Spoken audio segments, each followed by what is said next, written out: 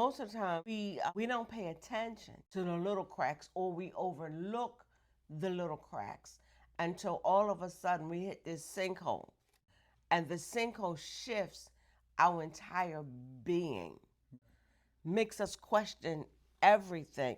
But this is why we have written this book, because we want people to just not get focused on the affair. The affair is the most heartbreaking, incredible thing that could ever happen to a relationship and a person. But we want you to take a deep look let's look at what's really going on in both parties.